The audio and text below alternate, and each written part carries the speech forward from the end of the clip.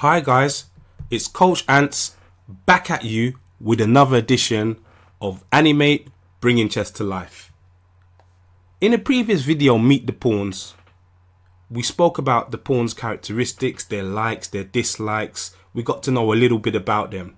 In this particular video, I want to examine those pawns in action, the way they battle against each other. On the board in front of us, we have a little mini game known as the pawn battle, or as I like to call it, infiltration.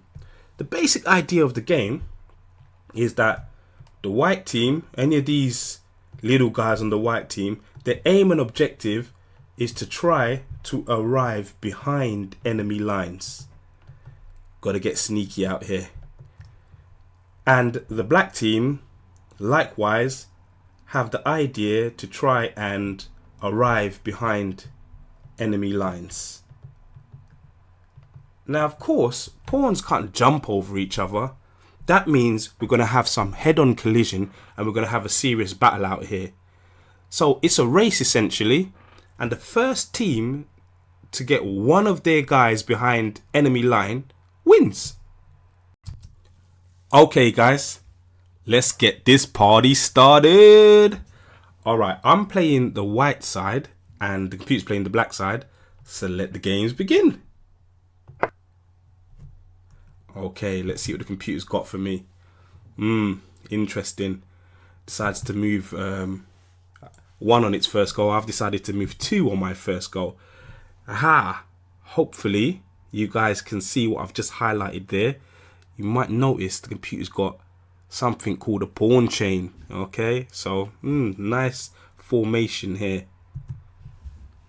Notice I've got all my pawns together side by side.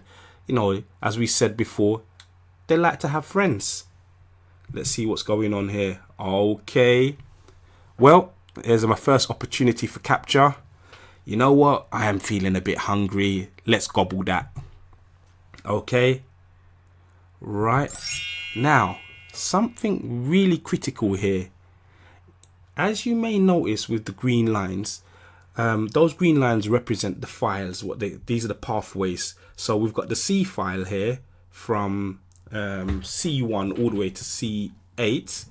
And what's happened is, by that last capture, I have now created a 3 versus 2. You might notice I got 3 white pawns here. Yeah, 3 white pawns here versus 2 black pawns. That means that there must be some type of way for me to sneak one of my little guys behind enemy lines. That's one of the strategies that you may want to try in this game, trying to create what's known as an overload, where you have mathematically a higher number than your opponent, which means there may be some type of way to achieve our goal of sneaking behind enemy lines. Okay. First thing I want to do here is create a chain and also stop this pawn from moving forward. Let's see if we can do it. Yeah, stop that pawn from moving forward. That's something I definitely would like to do. Okay. Okay, all right. So the computer seems to be a bit oblivious to what I'm trying to do. So let's get the plan, the sneaky plan in action, eh? Okay, let's see what they come up with. All right, great move. And as you can see here, there's a fight for this square going on here, the square B4. Now, at the moment, I only control that square once. If we look at the yellow arrow, it's the only time I control it. If I try to push it forward, if we look at the red arrow, using the pawn on B3, we see that, well, black really has that square under control. They attack that square twice with the pawn on A5 and the pawn on C5. They really control those squares. I'm gonna have to come up with some kind of plan to really gain control, and I'm wondering if anybody can work it out.